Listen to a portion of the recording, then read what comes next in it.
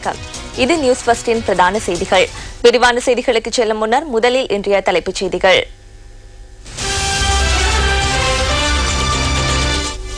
அரசாங்கத்திற்கு ஆதரவு தெரிவித்து யாழ்ப்பாணத்தில் ஆர்ப்பாட்டம். இராணுவ வீரர்களுக்கான புதிய வீடுகள் ஜனாதிபதியால் கையளிப்பு. தொல்பொருட்கள் சில திருடப்பட்டதால் தேசிய அருங்காட்சியகத்தை தற்காலிகமாக மூடுவதற்கு நடவடிக்கை. சார்பு கொள்கை சரியானது என மீண்டும் நிரூபணம். முதல் செய்தி பிரதான விசாரணை. மெகாலைன் ஸ்ரீலங்கா டெலிகாம், ஒரே தேசம் ஒரே குரல்.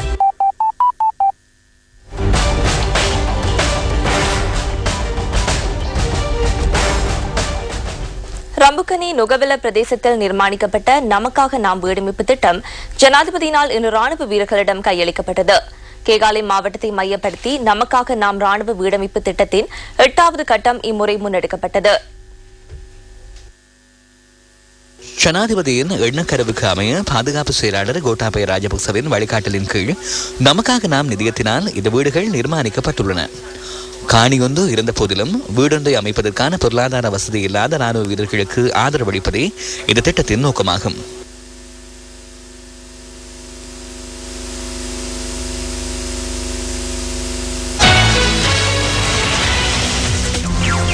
முதல் செய்தி பிரதான விசாரணை. மெகாலைன் ஸ்ரீலங்கா டெலிகாம், ஒரே தேசம் ஒரே குரல்.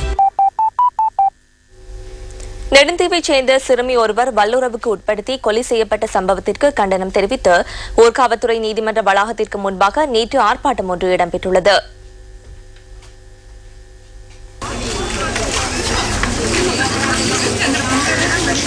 நெடுந்தீவைச் சேர்ந்த 13 வயதான லட்சுமி ஜேசுதாசன் அண்மையில் வல்லுறவுக்குட்படுத்தி கொலை செய்யப்பட்ட சம்பவத்திற்கு கண்டனம் தெரிவித்து இடம்பெற்ற இந்த ஆர்ப்பாட்டத்தை மகளிர் அமைப்புகள் ஏற்பாடு செய்திருந்தன. சந்தேக நபர் ஊர்காவத்துறை நீதிமன்றத்தில் நேற்று ஆஜர்படுத்தப்பட்ட போது நீதிமன்றத்திற்கு வெளியில் இந்த ஆர்ப்பாட்டம் இடம்பெற்றுள்ளது.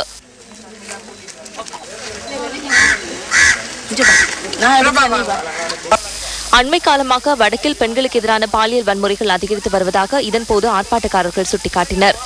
குற்றவாளிகள் சட்டத்தின் பிடியில் இருந்து இலகுவாக தப்பிச் செல்வதை அனுமதிக்க கூடாது எனவும் ஆர்ப்பாட்டக்காரர்கள் வலியுறுத்தினர். இதேவேளை இம்மாதம் 3ஆம் தேதி ஜேசுதாசன் லட்சுமியின் கொலை தொடர்பான தகவலை அறிந்து கொண்ட நெடுந்தீவு பிரதேச பொதுமக்கள் சம்பவ தினத்தன்று இரவு சந்தேக நபர் ஒருவரை பிடித்து போலீசாரிடம் ஒப்படைத்திருந்தனர். குறித்த சந்தேக நபர் ஈழமக்கள் ஜனநாயக கட்சியின் உறுப்பினர் என யாழிலிருந்து வெளியாகும் நாளேடுகள் தகவல் வெளியிட்டுள்ளன.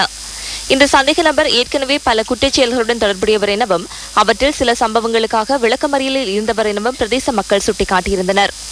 சந்தேக நபரை நீதிமன்றத்தில் ஆஜர்படுத்தி விசாரணை நடத்தப்பட வேண்டும் என வலியுறுத்தி இம்மாதம் 4ஆம் தேதி போலீஸ் நிலையத்திற்கு முன்பாக கூடிய மக்கள் ஆர்ப்பாட்டத்தில் ஈடுபட்டிருந்தமை குறிப்பிடத்தக்கதாகும்.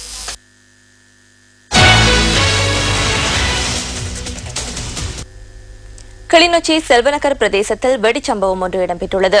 இன்று பிற்பகல் 2:30 அளவில் இடம்பெற்ற இந்த சம்பவத்தில் 5 சிறுவர்கள் காயமடைந்துள்ளதாக ராணுவ பேச்சாளர் பிரிகேடியர் ருவான் வணிகசூரிய தெரிவித்துள்ளார். காயமடைந்த சிறுவர்கள் கிளிநொச்சி வைத்தியசாலையில் அனுமதிக்கப்பட்டுள்ளனர். குறித்த சிறுவர்கள் விளையாடிக் கொண்டிருந்த போது அருகிலிருந்த ஏதேனும் பொருள் ஒன்று வெடித்துள்ளமை ராணுவத்தினரும் போலீசாரும் மேற்கொண்ட ஆரம்பகட்ட விசாரணைகளின் போது தெரியவந்துள்ளது.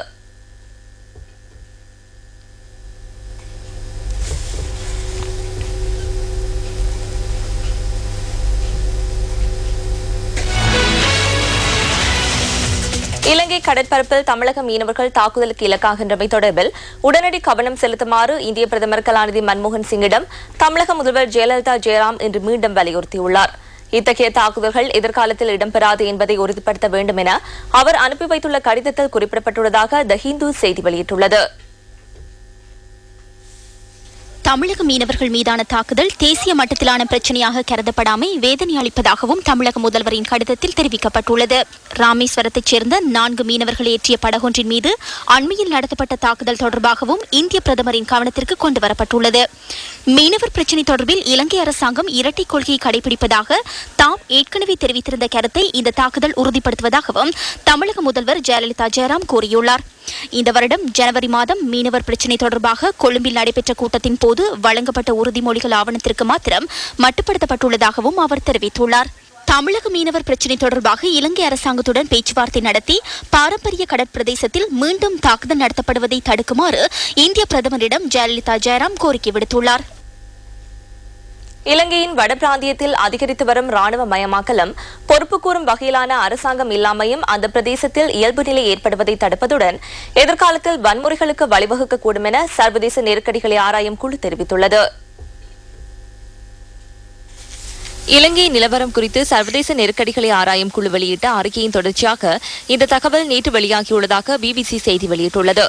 இலங்கையின் வடபகுதியில் மறுக்கப்படும் சிறுபான்மை உரிமைகள் மற்றும் வடபகுதியில் ராணுவ கட்டுப்பாட்டிலான மீள்குடியேற்றம் என 2 கட்டங்களாக இந்த அறிக்கை வெளியிடப்பட்டுள்ளதாக பிபிசி செய்தியில் தெரிவிக்கப்பட்டுள்ளது. தமிழர்கள் பெரும்பான்மையாக வாழ்கின்ற இலங்கையின் வடபிராந்தியம் தொடர்ந்தும் ராணுவத்தின் மறைமுக ஆட்சியின் கீழ் இயங்குவதாக சர்வதேச நெருக்கடி குழுவை மேற்கோள் காட்டி பிபிசி கூறியுள்ளது. நாட்டின் பெரும்பான்மை இனத்தவர்கள் வடபகுதியில் அரசு உதவியுடன் குடியேற்றப்படுவதாகவும் இப்படியான சம்பவங்கள் வடபகுதி தமிழர்கள் மத்தியில் நிலவிய பழைய மனக்குறைகளை மீண்டும் தூண்டுவதாக அமைந்துள்ளது எனவும் அந்த அறிக்கையில் சுட்டிக்காட்டப்பட்டுள்ளதாக பிபிசி குறிப்பிட்டுள்ளது.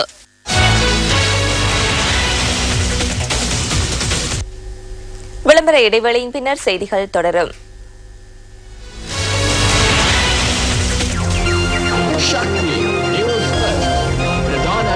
Innovex LED TV சந்தையில் குறைந்த விலையில் தம்ரோ உத்தரவாதத்துடன். தம்ரோ புத்தாண்டு சிறப்பு விற்பனை இப்பொழுது ஆரம்பமாகிவிட்டது. எல்லா பொருட்களுக்கும் விசேட கழிவு. உங்களுக்கு அண்மையில் உள்ள காட்சியை தெரிந்து கொள்ள 0772 அழையுங்கள். LED டிவியை பற்றிய யோசனையா? இலங்கையில் அதிகளவு LED டிவி மாதிரி வகைகள் சிங்கரிடமிருந்து. உலகின் மிகச்சிறந்த வர்த்தக நாமங்களின் 18க்கு மேற்பட்ட மாதிரி வகைகள் உங்கள் தெரிவுக்காக சிங்கரிடமிருந்து மட்டுமே.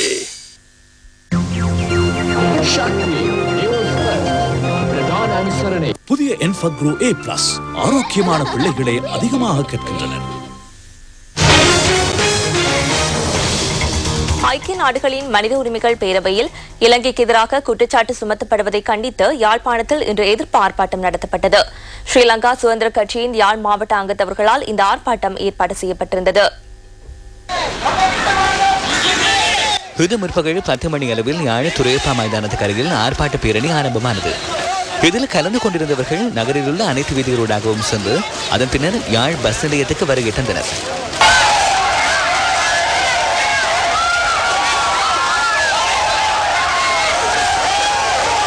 தமிழ், முஸ்லிம் மற்றும் சிங்கள மக்கள் பேரணியில் கலந்து கொண்டிருந்தனர்.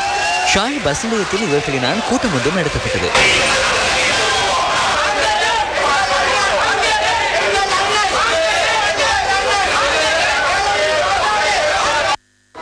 சமூகங்களும் நாங்கள் ஒற்றுமையாக வாழ்கின்றோம். இவ்வேளையில் ஜெனீவாவில் எடுக்கப்படும் எமது நாட்டுக்கு எதிரான தீர்வுகளை நாங்கள் வன்மையாக கண்டிப்பதோடு யார் இந்த ஜெனீவா இதில் எமக்கு எதிராக வாக்களிக்கப் போகின்றீர்களோ எமது நாட்டுக்கு நீங்கள் கட்டாயமாக எமது நாட்டுக்கு ஆதரவாக எமது நாட்டுக்கு வாக்களிக்க வேண்டும், ஆதரவு அளிக்க வேண்டும் என்று கேட்டுக்கொள்வதோடு எமது நாடை சுதந்திரமாகவும் நல்ல முறையில் வாழ்வதற்கு, எங்களை ஒற்றுமையாக வாழ்வதற்கும் நிம்மதியாக வாழ்வதற்கும் வழி செய்ய வேண்டும். நாங்கள் இப்ப நல்ல ஒற்றுமையாகவும் சிங்கள மக்களும் தமிழ் மக்களும் நல்ல ஒற்றுமையாக நாங்கள் சிறந்த இதுகளாக சிறப்பித்துக் கொண்டு இருக்கிற எங்களை நாடு இன்னும் வர வர வளர்ச்சி அடையதொழிய வளர்ச்சி குறைவான காலமாக போய்கொண்டு இருக்கிறது. ஆனபடி ஐக்கிய நாடுகள் எல்லாம் எங்களுக்கு தலைமை வாங்க வேண்டிய அவசியம் எங்களுக்கு இல்லை. யுத்தம் நிறைவடைந்த பின்னர் எமது மக்களுக்கு பாதைகளை புனரமைத்து தந்துள்ளனர். கடற்தொழில் செய்வதற்கான படகுகள், வலைகளை பெற்று தந்துள்ளனர். இங்கு இருக்கின்ற அனைவரும் சந்தோஷமாக வாழ்கின்றனர். யுத்த காலத்தில் இருந்ததை போலவே தற்பொழுதும் செய்வதற்கு ஏனைய தரப்பினர் எதிர்பார்த்துக் கொண்டிருக்கின்றனர்.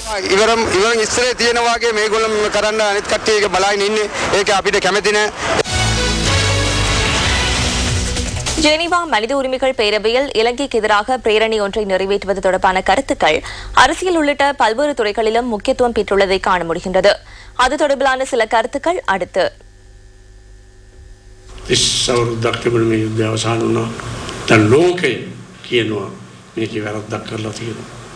30 வருட கால யுத்தம் நிறைவடைந்துள்ளது. அதில் தவறிழைத்துள்ளதாக தற்போது சர்வதேசம் குறிப்பிடுகிறது. கொடியை ஏந்தி கொண்டு வந்த 5 கொலை செய்ததாக ஒன்றிணைந்து குற்றச்சாட்டை முன்வைக்கின்றனர். ஆயினும் அதில் இருந்தவர்களில் 2வது நபரான பெண்ணும் அவ்வாறு இடம்பெறவில்லை என கூறுகிறார். இவர்கள் யுத்தத்தில் உயிரிழந்தனர், கொலை செய்யப்படவில்லை. இறந்தவர்களை தான் இராணுவத்தினர் எடுத்துள்ளனர். தாம் இராணுவத்தினரால் காப்பாற்றப்பட்டதாக அவர்கள் தெளிவாக குறிப்பிட்டுள்ளனர். ஆனால் சேனல் 4வினால் போலியான காணொளி உருவாக்கப்பட்டு கொலை செய்தார்கள் என்று முழு உலகத்திற்கும் தெரிவிக்கிறார்கள். அவ்வாறு தெரிவித்து ஜனாதிபதியையும் இலங்கையையும் அவமதிக்க முயற்சிக்கின்றனர். ජනාධිපතිතුමත් ශ්‍රී ලංකාවත් අපවාදයට ලක් කරලා අවමානයට ලක් කරන්න උත්සාහ කරනවා. ඉන්දියාවට ගින් දෙන පොරොන්දු ඇමරිකාවට இந்தியாவுக்கும் அமெரிக்காவுக்கும் ஜெனீவாவுக்கும் சென்று வழங்கிய ஒரு வாக்குறுதியும் நிறைவேற்றாமையால் ஒரு தரப்பினரை மாத்திரம் பிரதிநிதித்துவப்படுத்தும் ஆணைக்குழுவின் சிபாரிசுகளை நீங்கள் கூறும் அனைத்து ஆணைக்குழுக்களின் முன்னிலையிலும் ஒவ்வொரு பக்கம் வீசியுள்ளனர். அவற்றை கருத்தில் கொள்ளவில்லை, உதாசீனப்படுத்தினார்கள். தற்போது நல்லிணக்க ஆணைக்குழுவின் சிபாரிசுகளை உதாசீனப்படுத்துவார்கள், அதனையும் ஒரு புறம் வைப்பார்கள். இவை உலகத்தை ஏமாற்றுவதற்காக செய்பவை. சர்வதேசம் ஏற்றுக்கொண்டமையால் ஐக்கிய நாடுகள் சபையின் ஊடாக பிரேரணை ஒன்று முன்வைக்கப்பட்டுள்ளதாக நாம் நம்புகின்றோம். ඇත්ති කියලා මම විශ්වාස කරනවා. හැම කෙනාම එකට මේ පාරට බැහැලා එකම හඬින් කියන්නේ අපේ මව්බිමට அனைவரும் ஒன்றாக இணைந்து தற்போது வீதியில் இறங்கி அவரது தாய்நாட்டை சிரமத்துக்குள்ளாக்காது நாம் சுதந்திரமாக வாழ்வதற்கு இடமளியுங்கள் என ஒருமித்த குரலில் தெரிவிக்கிறோம். ஏகாதிபத்தியவாதிகளுக்கு இது புரிய வேண்டும். சர்வதேசத்துக்கே போலீசார் என நினைத்துக் கொள்ளும் அவர்கள் மேற்கொள்ளும் நடவடிக்கைகள் ஜனநாயகம் என்று தெரிவிக்கின்றனர். அவர்கள் மேற்கொள்ளும் நடவடிக்கைகள் மனித உரிமைகளுக்கு சார்பானவை என நினைத்துக் கொள்பவர்களுக்கு இயற்கை பதிலளிக்கும். මෙල්ල වෙන්න සිද්ධ වෙයි සබා ධර්මයට. බොහෝ රටවල් ගිහිල්ලා යුද්ධ කළා යුද්ධ ජයග්‍රහණය කරන්න හැදුවා. பல நாடுகளுக்கும் சென்று போர் புரிந்து யுத்தத்தை வெற்றிக்கொள்ள முனைந்தனர். ஆனால் அமெரிக்காவுக்கு அந்த நடவடிக்கையை முன்னெடுக்க சந்தர்ப்பம் கிட்டவில்லை. அதுபோன்று ஐரோப்பாவின் எந்த ஒரு நாட்டுக்கும் முடியவில்லை. அவர்கள் தலையீடு செய்த எந்த ஒரு யுத்தமும் வெற்றி பெறவில்லை. ஆனால் நாம் யுத்தத்தை வெற்றி கொண்டோம். அதனால் ஏற்பட்ட பொறாமை மற்றும் வெறுப்பினால் இந்த நாட்டின் மீது சில குற்றச்சாட்டுகளை முன்வைத்தனர். தற்போது ஏற்பட்டுள்ள நிலைமை தொடர்பில் நாம் தெளிவாக செயற்படுகிறோம் என்பதை கூறிக்கொள்ள விரும்புகிறேன். ජනතාව අවබෝධයෙන් කටයුතු කරනවා. விளம்பர இடைவெளியின் பின்னர் செய்திகள் தொடரும்.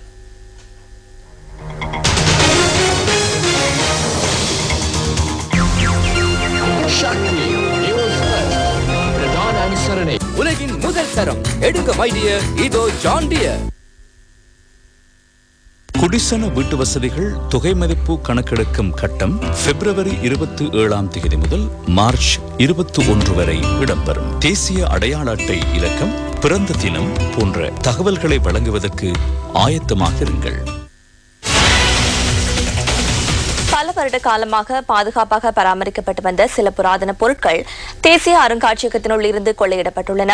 இது தொடர்பான விசாரணைகளை மேற்கொள்வதற்காக இன்று மற்றும் நாளை தேசிய அருங்காட்சியகம் மூடப்படுவதுடன் குற்றப்புலனாய்வு திணைக்களம் அடுத்த கட்ட விசாரணைகளை முன்னெடுக்க உள்ளதாக போலீசார் குறிப்பிடுகின்றனர். இந்நாட்டின் வரலாற்றை எதிர்காலத்திற்கு பறைசாற்றும் இந்த புராதன பொருட்களை பாதுகாப்பதற்கு தற்போது முறையான திட்டங்கள் காணப்படாமையினாலா இவ்வாறான கொள்ளை சம்பவம் ஒன்று இடம்பெற்றுள்ளது. தேசிய அருங்காட்சியகம் 1877 ஆண்டு முதல் வரலாற்றில் இடம் பிடித்துள்ளது. இந்த அருங்காட்சியகத்தை நிறுவுவதற்கு அப்போதைய இலங்கையின் ஆளுநரான சர் வில்லியம் கிரெகரி முன்னோடியாக திகழ்ந்தார். இத்தாலிய கட்டட நிர்மாண நுட்பங்களுக்கு அமைய திட்டமிடப்பட்ட தேசிய அருங்காட்சியகத்தின் நிர்மாண பணிகள் 1876 ஆண்டு நிறைவு பெற்றது. 1877 ஆண்டு ஜனவரி மாதம் 1 பொதுமக்கள் பார்வைக்காக அருங்காட்சியகம் திறந்து வைக்கப்பட்டது. 2 மாடிகளை கொண்ட தேசிய அருங்காட்சியகத்தின் மேல் மாடியில் வைக்கப்பட்டிருந்த சில புராதன பொருட்கள் இன்று அதிகாலை கொள்ளையிடப்பட்டுள்ளதாக போலீசார் குறிப்பிட்டனர். මහනුවර යුගයට අදාළ පෞරාණික වස්තු තමයි මෙම ස්ථාන. கண்டி ராசதானியின் புராதன பொருட்களை இந்த இடத்தில் வைக்கப்பட்டுள்ளன. வாள்கள், சில உபகரணங்கள், மோதிரங்கள் மற்றும் நாணயங்கள் போன்ற பொருட்கள் கொள்ளையிடப்பட்டுள்ளமை கண்டுபிடிக்கப்பட்டுள்ளது. හැන්ඩල්ය ඒ වගේම තවත් මුදු සහ කාසි තොගයක් තමයි රැගෙන ගොස් ඇති බවට අනාවරණය වෙලා තියෙන්නේ. இதற்கு முன்னரும் புராதன பொருட்கள் கொள்ளையிடப்பட்டுள்ளதாக தேசிய அருங்காட்சியகத்தின் பணிப்பாளர் கூறினார். 20 வருடங்களுக்கு முன்னர் புத்தர் சிலை ஒன்று காணாமல் போயிருந்தது. அதற்கு முன்னர் வேறு சில பொருட்களும் காணாமல் போயிருந்தன. தேசிய அருங்காட்சியகம் போன்ற முக்கியத்துவம் வாய்ந்த இடங்களின் பாதுகாப்பு தொடர்பில் இதனை விடவும் அவதானத்துடன் செயற்பட்டிருக்க வேண்டும் அல்லவா? இது தொடர்பில் நாம் விசாரணைகளை முன்னெடுத்துள்ளோம். இதன் பாதுகாப்பு மற்றும் பாதுகாப்புக்காக முன்னெடுக்க வேண்டிய நடவடிக்கைகளில் குளறுபடிகள் ஏற்பட்டுள்ளன. விசாரணைகளின் பின்னர் அவற்றை வெளியிட நாம் எதிர்பார்த்துள்ளோம்.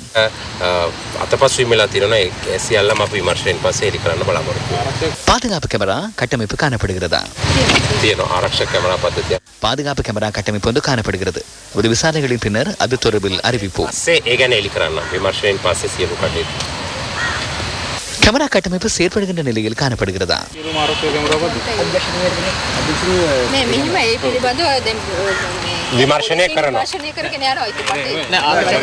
அது தொடர்பில் போலீசார் விசாரணைகளை முன்னெடுத்து வருகின்றனர். ඔය ඒගොල්ලන් දැන් අර කැමරා පද්ධතිය සියල්ලම අපි බාර දීලා තියෙනවා. அவை உரிய முறையில் செயற்படுகின்றனவா? ஆம், செயற்பட்டன. அலாம் சிஸ்டம் அல்ல காணப்படுகின்றது. நைட் விஷன் கேமரா பொருத்தப்பட்டுள்ளது.